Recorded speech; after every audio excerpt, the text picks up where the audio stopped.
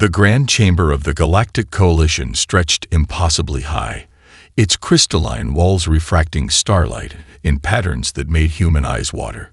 Ambassador Sarah Chen stood at the center of the circular floor, her ceremonial blue diplomatic sash, the only splash of Earth colors in a room dominated by alien architecture. Around her, arranged in ascending rings, loomed the representatives of 17 spacefaring civilizations. The exothic paramount, his serpentine body coiled around a gravity-defying perch, flicked his tongue in what Chen had learned was their expression of disdain.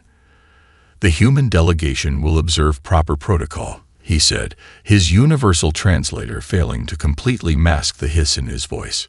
"You will kneel before the Coalition Council." Chen remained standing. 6 months of diplomatic training had prepared her for this moment, but nothing could have truly readied her for the reality of facing humanity's judgment before the stars. With respect, paramount, humans kneel only to those who have earned our reverence. A ripple of movement passed through the chamber. The crystalline meridians chimed their disapproval, their faceted bodies gleaming with patterns of purple and red. The hive mind and vor, represented by a shifting cloud of iridescent insects, formed themselves into a pattern that Chen's neural translator interpreted as arrogant primitives. Perhaps, came a new voice, smoother and more dangerous. "The humans do not understand their position." Supreme Commander Zextal of the Coalition fleet rose from his seat, his exoskeletal armor clicking with each movement. "Let us be direct. Your species has been found wanting. Your cities are inefficient. Your technology is centuries behind acceptable standards. Even your art," he gestured to a holographic display of Earth's greatest works, "lacks the mathematical precision required of a civilized race." Chen's hands clenched behind her back, but her voice remained steady. "We are young among the stars, yes, but we are learning. We seek peaceful integration." "You will receive integration," the exothic paramount interrupted. "Under proper guidance, of course. Your territories will be divided among Coalition species better suited to manage them. Your people will be assigned positions fitting their limited capabilities. Some among us have suggested humans would make excellent maintenance workers, or perhaps," his tongue flicked again, "domestic companions." The chamber filled with the alien equivalent of laughter, chimes, clicks, and subsonic rumbles that made Chen's teeth ache. Only one being remained silent, an elderly meridian whose crystalline form had grown clouded with age. Their facets shifted in a pattern Chen couldn't interpret, but their attention remained fixed on her with unsettling intensity. "And if we refuse?" Chen asked, her voice cutting through the alien mirth. "Refuse?" Zextal's translator crackled with amusement. "What makes you think you have a choice? Your system has been surrounded for months. Your primitive sensors never detected our fleets. You have no weapons that could harm our smallest vessel. The Coalition does not require your permission to civilize you." Chen reached up and slowly, deliberately, unpinned her diplomatic sash. The blue fabric slithered to the floor, pooling around her feet like fallen sky. The chamber fell silent. "For 10,000 years," she said, her voice carrying to every corner of the vast space, "my species has perfected the art of war. We have fought ourselves, fought nature, fought for every step we've taken toward the stars.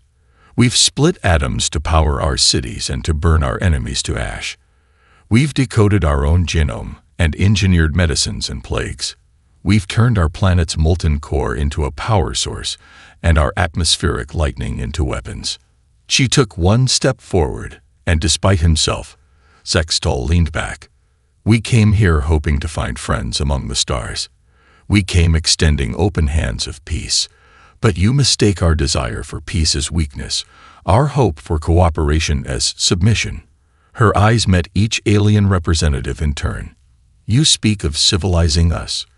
We spent millennia civilizing ourselves, and we did it while learning a truth you seem to have forgotten. Civilization is not the absence of warfare. It is the wisdom to choose peace while maintaining the ability to wage war." The elderly meridian's form suddenly blazed with amber light, a warning pattern, Chen's translator suggested.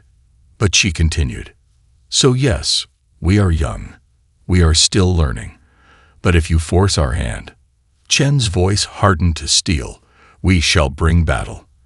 And I promise you, the galaxy has never seen warfare as humanity wages it. Laughter erupted again, louder this time. The Tathic paramount actually uncoiled himself to his full height, towering over her. Bold words from an ape barely out of its trees. Your species will learn its place. No, Chen said quietly, almost to herself. We will teach you yours. As she turned to leave, only the elderly Meridian noticed her expression. The same look their historical records showed on their ancestors' faces before their species' devastating civil war.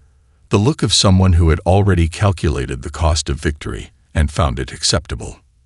The Coalition's laughter followed her out of the chamber. They would learn soon enough that humanity's greatest weapon had never been its technology or its ships. It was their terrible, wonderful capacity to surprise. The darkness of Mercury's far side concealed humanity's greatest secret. Here, in the perpetual shadow where temperatures plunged to near absolute zero, quantum forges pulse with barely contained energy.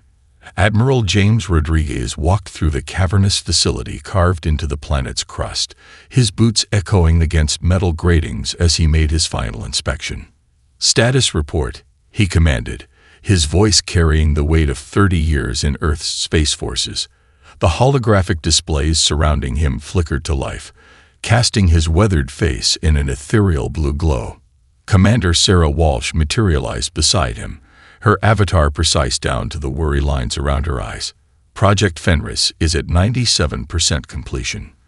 The Coalition's surveillance nets haven't detected any of our activities. They're still celebrating what they think is our impending surrender. Rodriguez allowed himself a grim smile. They expect us to either submit or fight like them. Rigid formations, predictable tactics, overwhelming force. Show me Wolf One. The chamber's holographic environment shifted, revealing a vessel unlike anything humanity had previously constructed. It resembled no conventional warship. Instead, it looked almost organic, its hull comprised of overlapping plates that could shift and reconfigure based on tactical needs.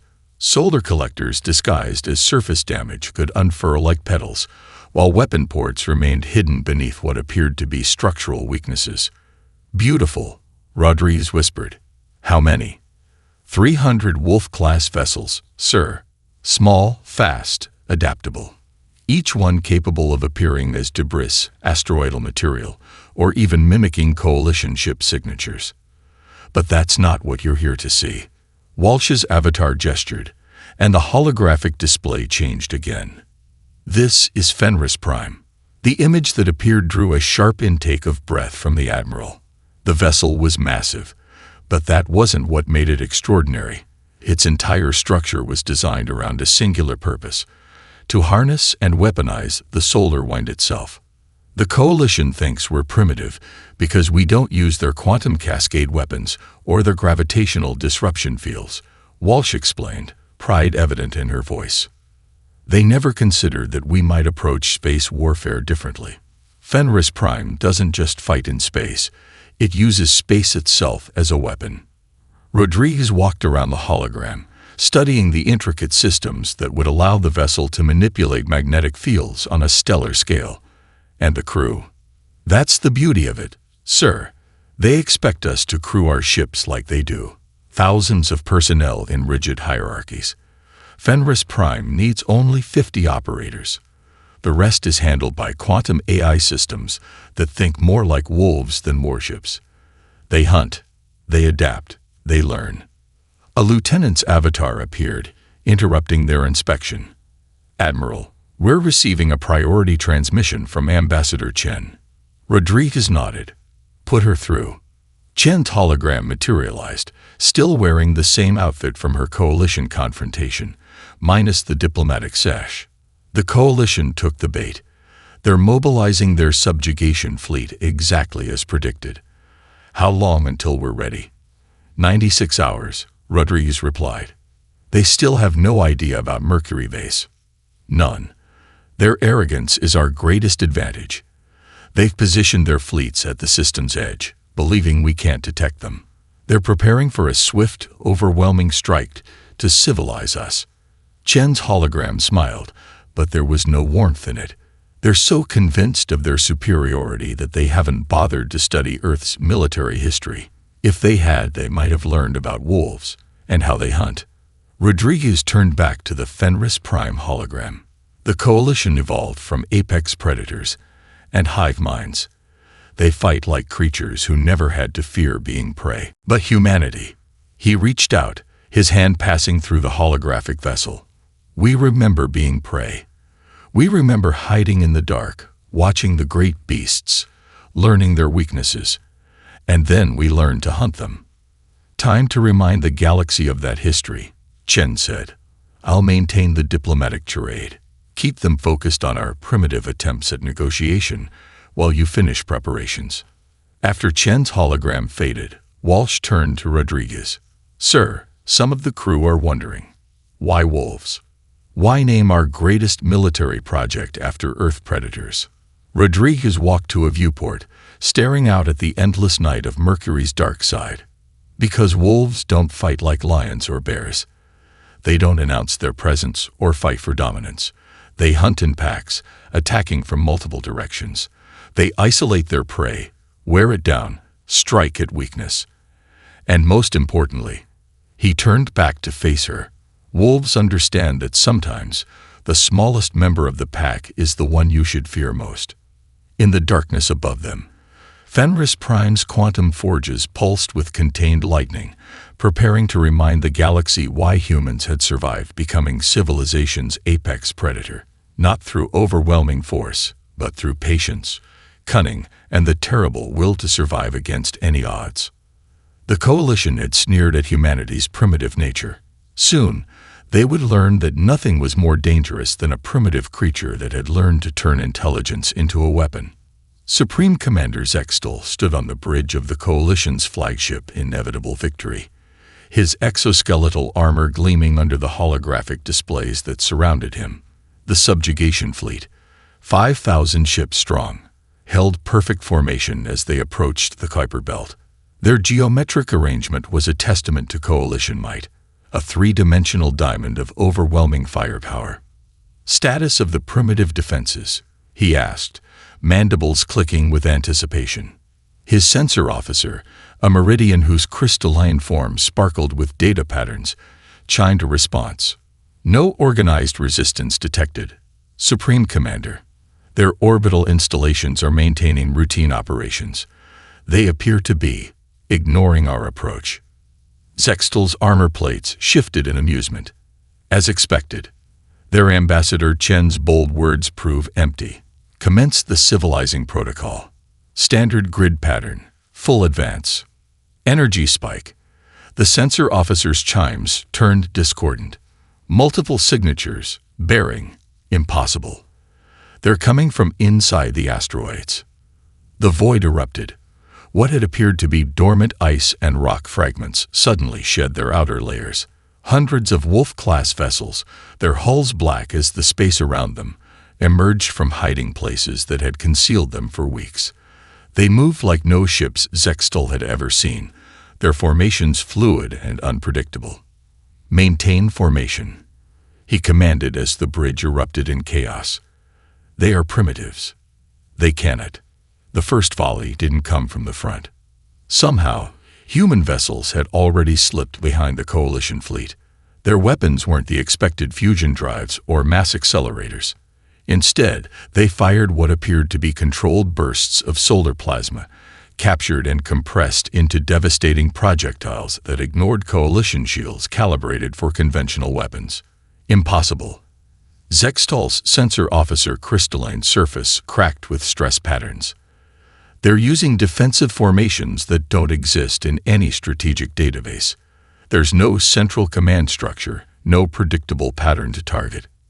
On the tactical display, Zextal watched in horror as his perfect diamond formation began to fracture. The human ships moved like predators, targeting not the strongest vessels but the support ships, the fuel carriers, the communication relays. They struck from angles that shouldn't have been possible, using the gravitational influences of nearby celestial bodies to perform maneuvers that defied standard space combat doctrine. "They're hunting us," his tactical officer whispered, voice trembling. Like wolves," came a new voice, and every screen on the bridge lit up with Ambassador Chen's face. "Did you really think we spent all our history fighting wars in 2 dimensions? Every naval commander in Earth's history knew. The deadliest predator is the one you don't see coming." Zextal's mandibles clattered in fury. "You dare. We are the Coalition. We err. You are apex predators," Chen interrupted, her smile cold.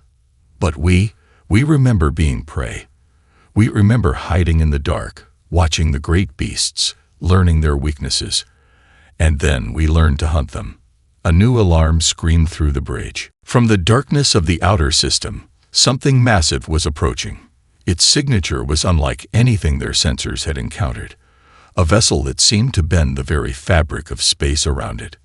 "Fenris Prime," Chen announced, and for the first time, Zextal heard real pride in her voice. "You wanted to see human warfare. Watch carefully."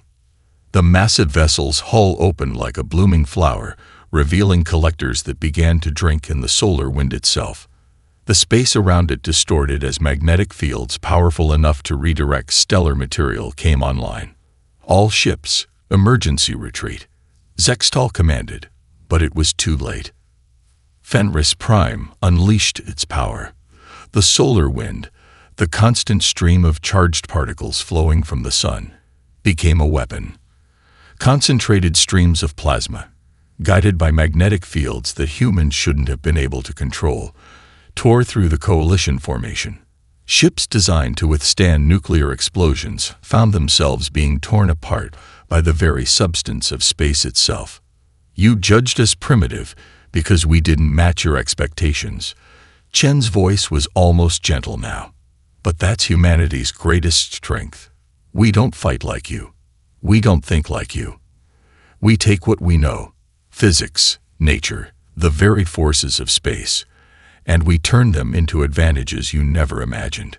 The Coalition fleet, pride of 17 spacefaring civilizations, broke formation for the first time in its history. Ships fled in panic as Wolf-class vessels continued their relentless hunt, picking off stragglers with terrible efficiency. As Zextal watched his mighty armada scatter like startled prey, Chen delivered her final message. "Tell the Coalition. This was a warning. We don't want war.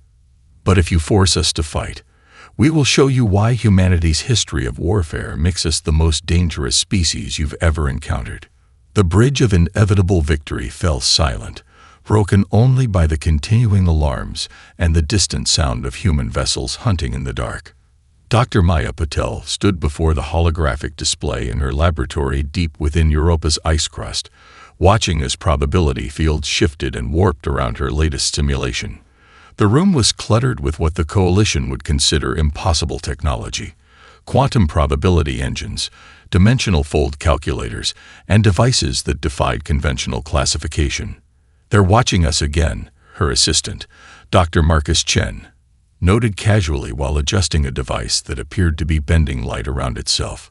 "Coalition quantum surveillance, trying to decrypt our communications." Maya smiled, pushing a strand of gray-streaked hair behind her ear. "Good. Let them watch. Let them listen. The more they see, the less they'll believe." On her primary screen, Coalition intercept frequencies blazed with activity. Their scientific community was having a collective meltdown trying to understand the transmissions they were intercepting from Europa Station. Terms like probability warfare and quantum state manipulation flew back and forth between their experts. "Latest intercept," Marcus announced, reading from his neural link. Quote, "The humans appear to be suffering from mass delusion. Their scientific discussions center around theoretical concepts that violate fundamental laws of physics." End quote. Maya laughed, the sound echoing through the cavernous lab. Fundamental laws of physics. How primitive. She gestured at the simulation before her. where a theoretical ship was phasing between quantum states. They still think the universe plays by their rules. The door hissed open, admitting Admiral Rodriguez. He looked tired but satisfied, still riding the high of their first victory in the Kuiper Belt. "Dr. Patel, please tell me you have something that will make the Coalition scientists question their sanity even more than they already are." "James, my dear friend." Maya's eyes sparkled with mischief. "I have something better." "Marcus, show him Project Schrödinger." The central hologram shifted, displaying what appeared to be a standard Wolf-class vessel. But as they watched, the ship's quantum signature began to multiply, creating overlapping probability states that made it appear to exist in multiple locations simultaneously. "They've been trying to figure out how we got our ships behind their lines," Maya explained. "They're looking for advanced cloaking technology, or some kind of faster-than-light drive. They'll never find it, because what we're doing is much simpler and much more impossible." Rodriguez stepped closer to the hologram, his expression one of wonder. "You're not moving the ships at all, are you?" "We're moving probability itself," Marcus explained, his hands dancing through the holographic controls. "Every object exists in a quantum probability state.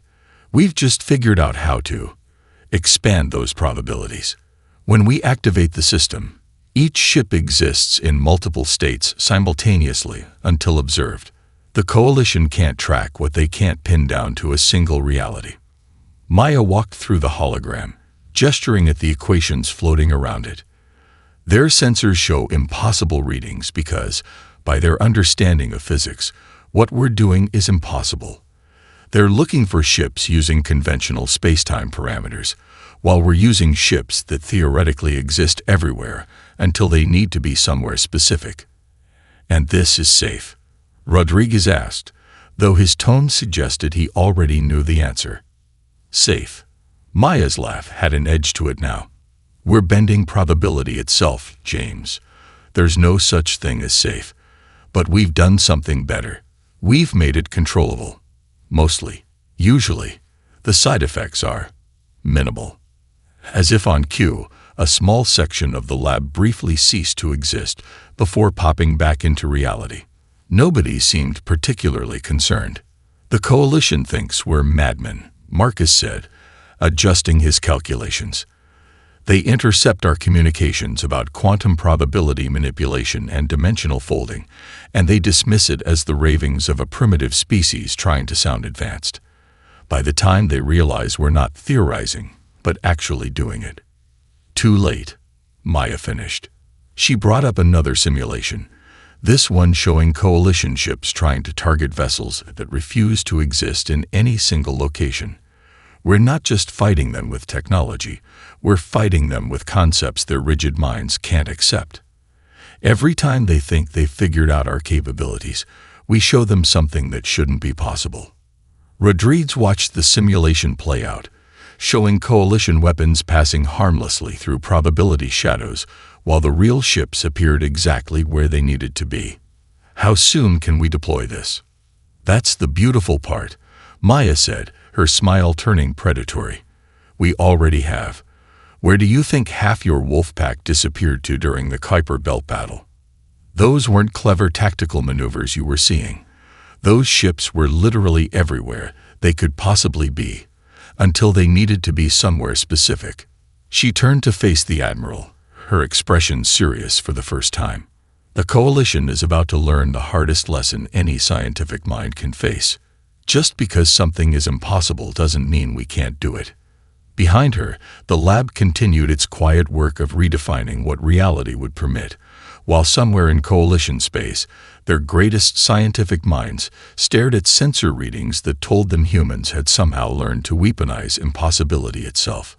Fleet Commander Engstera of the Coalition vessel Righteous Conquest expected another routine patrol through the Epsilon sector. What she didn't expect was for her ship's communication system to suddenly activate on its own, broadcasting on all frequencies in perfect Coalition standard. "We are the ghosts of Earth's past," a voice echoed through every speaker, every neural link, every communication device. "And we have a story to tell you." The main view screen flickered to life without command. Terra's compound eyes widened as images began to play, crude at first, showing beings in primitive armor facing overwhelming odds. 300 warriors at a place called Thermopylae, standing against tens of thousands. Impossible, her tactical officer whispered. They should have retreated. The numbers. The images shifted. A smaller force moving through dense vegetation, setting traps, disappearing like spirits only to strike from unexpected angles. The tactical officer's carapace paled as he recognized the pattern. Like the wolf ships at Kuiper. Vietnam, the voice supplied. Where a technologically superior force learned that victory isn't always about who has the better weapons. More images flowed. Desert warriors on primitive combustion vehicles outmaneuvering massive armored machines, underwater vessels hunting in wolf packs, tiny aircraft taking down machines many times their size. Each scene showed the same pattern, the underdog turning disadvantage into advantage, weakness into strength. Your coalition believes that warfare is about superiority. The voice continued, as scenes from human conflicts through the ages played out. About overwhelming force, about rigid doctrine and perfect formation. But we learned different lessons. The images changed again, showing modern special forces operations. Small teams accomplishing what armies couldn't, using creativity and adaptation instead of brute force. We learned that the smallest force, properly applied, can shatter the strongest defense. We learned that chaos isn't our enemy, it's our ally. Terra's communication officer suddenly burst out. Commander, these transmissions, they're coming from everywhere and nowhere. I can't trace them. It's like they're using Dr. Patel's impossible quantum technology. The voice seemed to respond directly to this observation. You thought our scientific transmissions were the ravings of primitives. You never considered that we might be letting you intercept them. That we wanted you to dismiss us. Now the images showed humanity's first steps into space.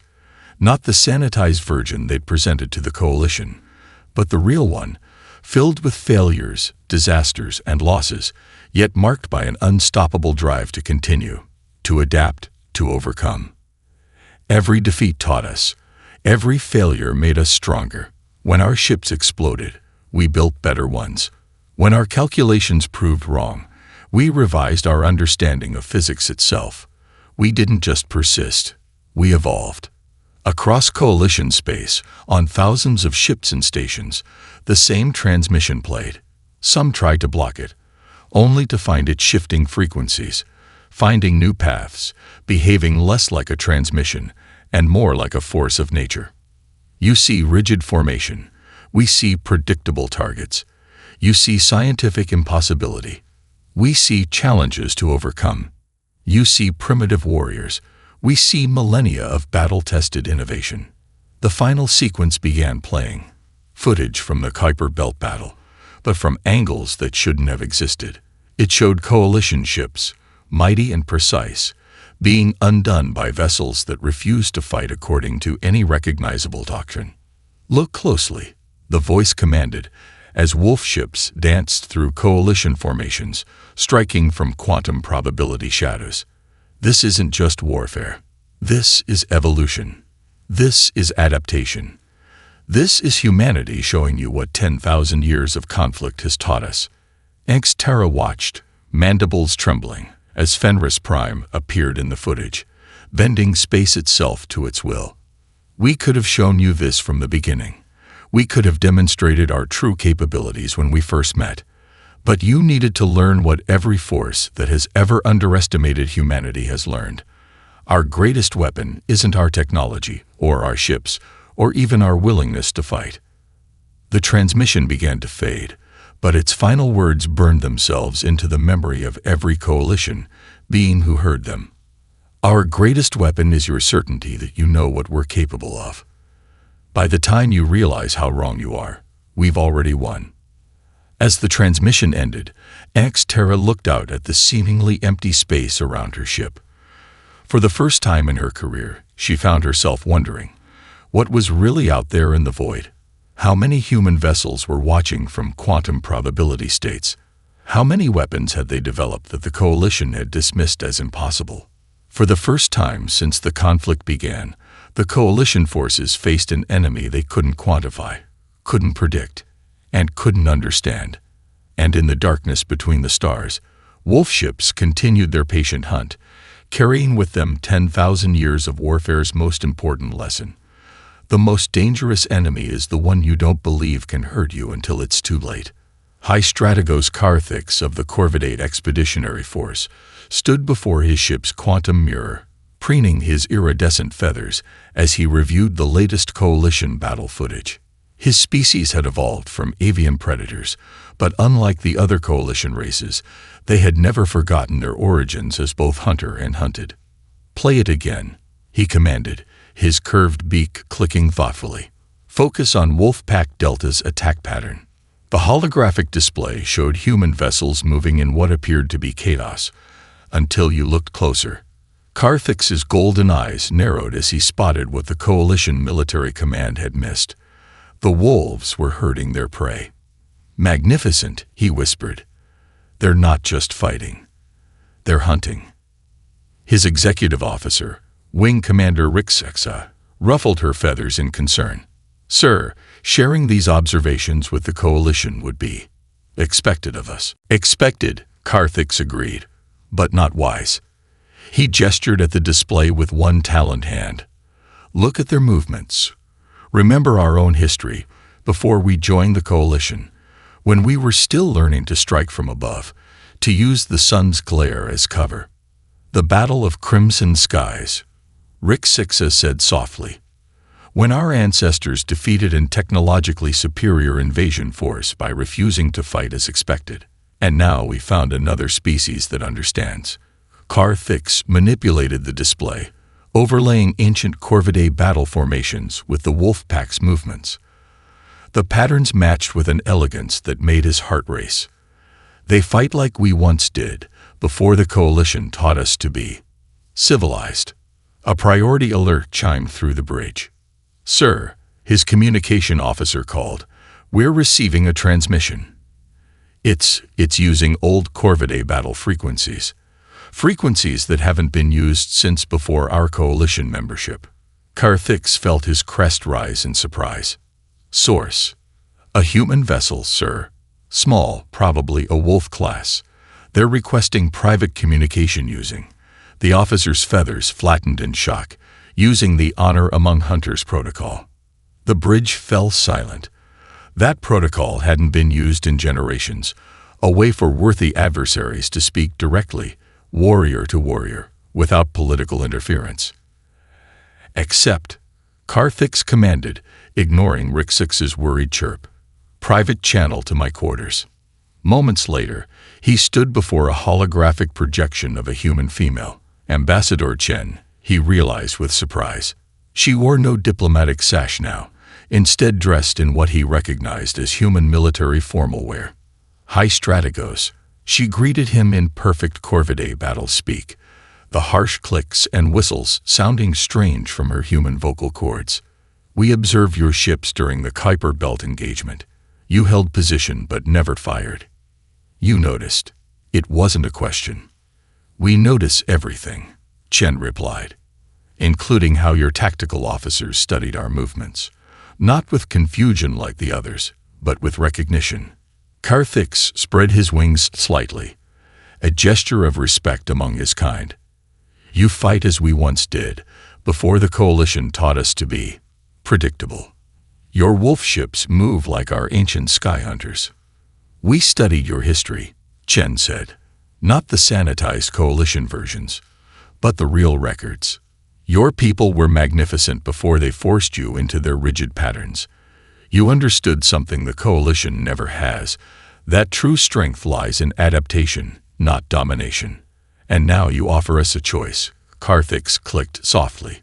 "Speak plainly, Ambassador, hunter to hunter." Chen's hologram smiled. "The Coalition is fracturing. Their certainties are breaking down. They can't comprehend an enemy that refuses to fight according to their rules. But your people remember a different way of warfare, don't they? If you're suggesting we betray our coalition oaths, I'm suggesting you remember who you were, Chen interrupted. Who you could be again. The coalition didn't civilize you, High Strategos. They constrained you. They took a species of brilliant tactical innovators and turned them into just another piece of their geometric battle formations. Karthix turned to his tactical display, watching as more coalition fleets mobilized, still trying to fight this new enemy with old doctrines. And if we were to remember our heritage, then humanity would gain allies who understand us, and the Corvidae would regain their wings. Chen's hologram stepped forward. We don't want to rule the galaxy, High Strategos. We want to remind it that diversity, in tactics, in thinking, in evolution, is strength, not weakness. The High Strategos stood silent for a long moment, his ancestral memories stirring. He remembered tales of his people's past glory, of battles won through cunning rather than overwhelming force.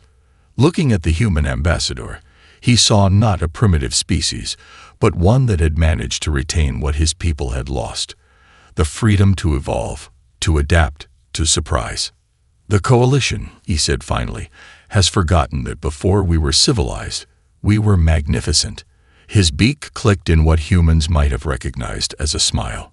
Perhaps it's time they remembered. As Chen's hologram faded, Karthix turned to his command console. All Corvidae vessels, battle alert. Prepare to remind the galaxy why our ancestors were feared across the stars. The coalition was about to learn another lesson.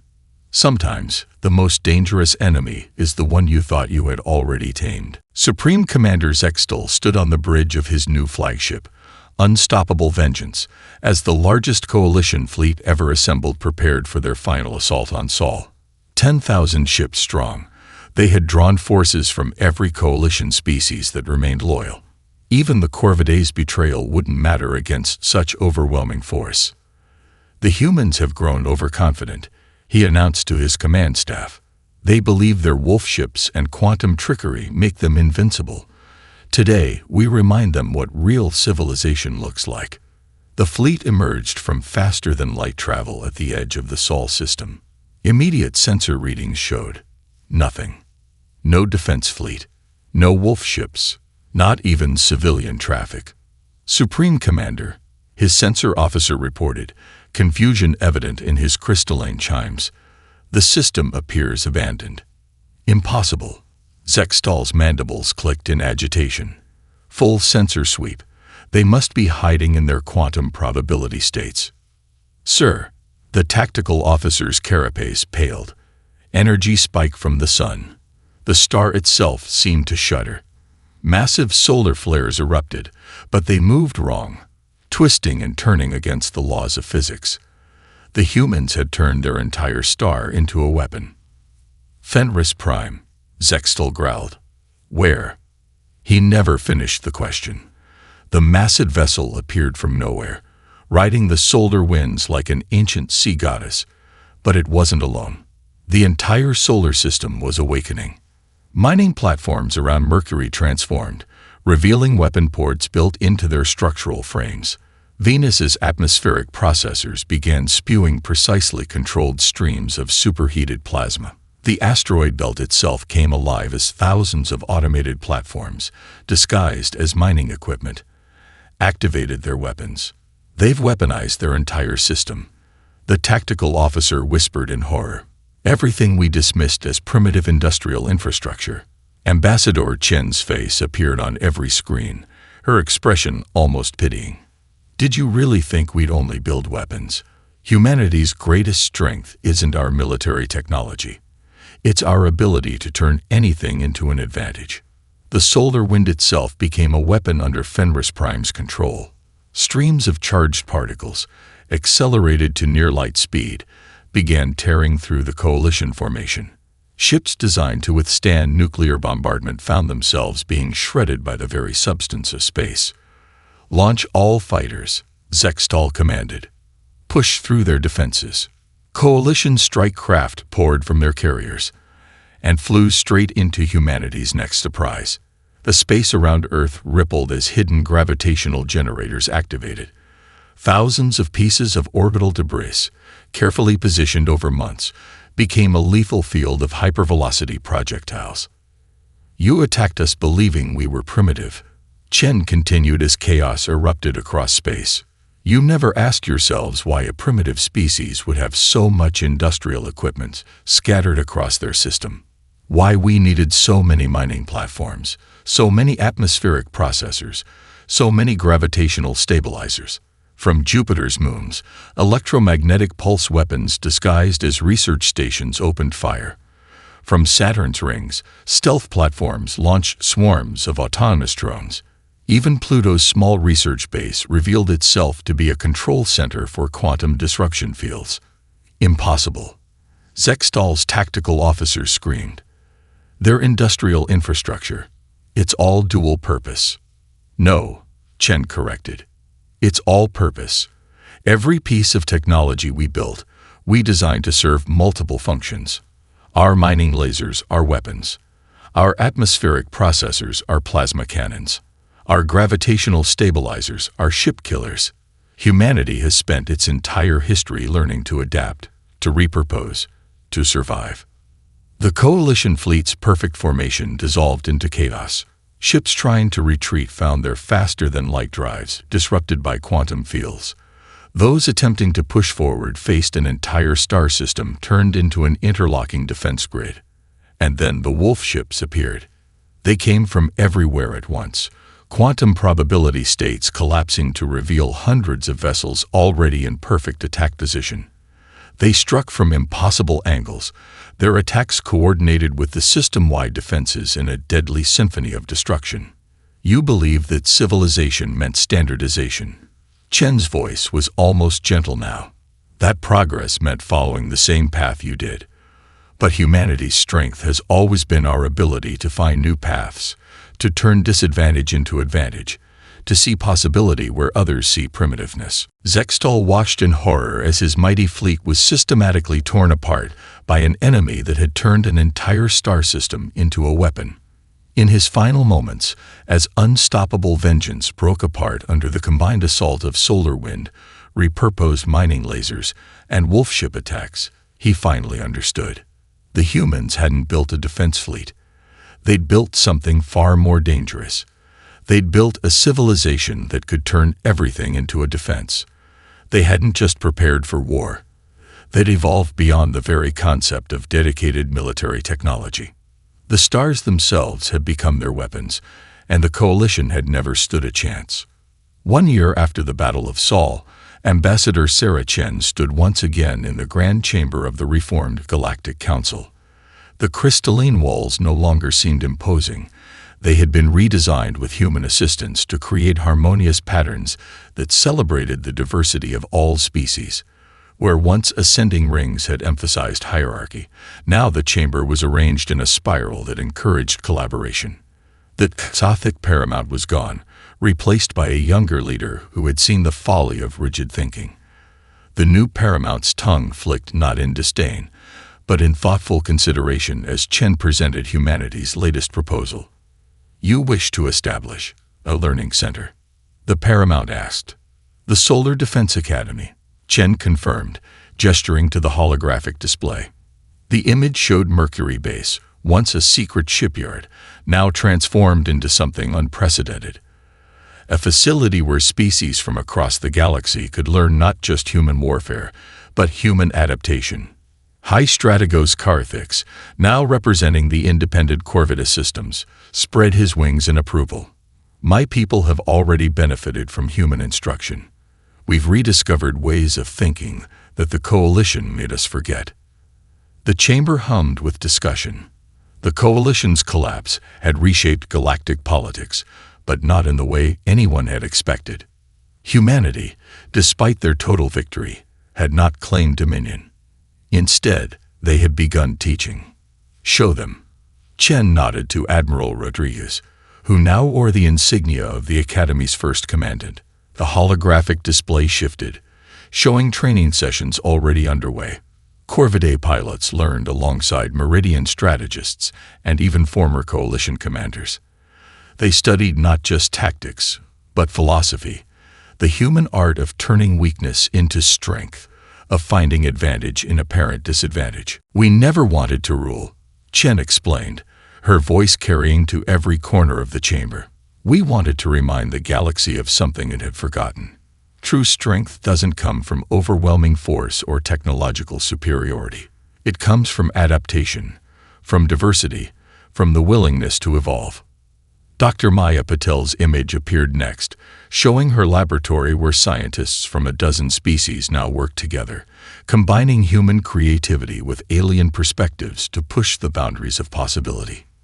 Your civilizations achieved greatness through specialization, Chen continued, each species focusing on what they did best. But humanity, we became strong by refusing to specialize, by insisting that everything could serve multiple purposes, that everyone could learn multiple roles. The display showed wolf ship designs being shared, not as weapons, but as examples of adaptive thinking. The quantum probability drives that had once terrified the Coalition were being repurposed for peaceful exploration. Even Fenris Prime's solar wind technology was being adapted to help terraform hostile worlds. The Coalition fell not because we were stronger, Chen said, her voice softening, but because they couldn't understand that strength takes many forms. They saw our adaptability as primitive, our creativity as chaos, our diversity as weakness. They never understood that these were the very things that made us unbeatable. The elderly Meridian who had first recognized the danger in Chen's eyes now chimed in agreement. Their crystalline form had grown clearer with age, wisdom replacing uncertainty. We feared you would become the very thing you defeated, a force that demanded conformity. Instead, you've taught us to remember who we were before we thought uniformity meant civilization. Chen smiled, remembering that first confrontation in this very chamber. A species doesn't survive being prey without learning important lessons. We learned that survival isn't about being the strongest or the most advanced. It's about being able to change, to adapt, to see possibilities where others see only obstacles. The new council was different from the Coalition in every way that mattered. Species that had once competed now collaborated. Rigid hierarchies had been replaced by flexible networks. The very concept of civilization was being redefined. So yes, Chen concluded, we bring you the Solar Defense Academy, not to teach you to fight like humans, but to help you remember how to fight like yourselves, to rediscover the strength that lies in diversity, in adaptation, in the beautiful chaos of evolution. As the council erupted in approval, Shen shared a knowing look with Admiral Rodriguez. They had achieved something far greater than military victory. They had sparked a revolution in thinking that would reshape galactic civilization. The Coalition had sneered at humanity's primitive nature, never understanding that this very primitiveness, this stubborn refusal to stop evolving, to stop adapting, to stop surprising, was the most advanced force in the galaxy. They had brought battle, yes, but in the end, they had brought something far more powerful. They had brought change. And in the spiral chamber of the new Galactic Council, the future was evolving in ways that even humanity's endless creativity hadn't imagined.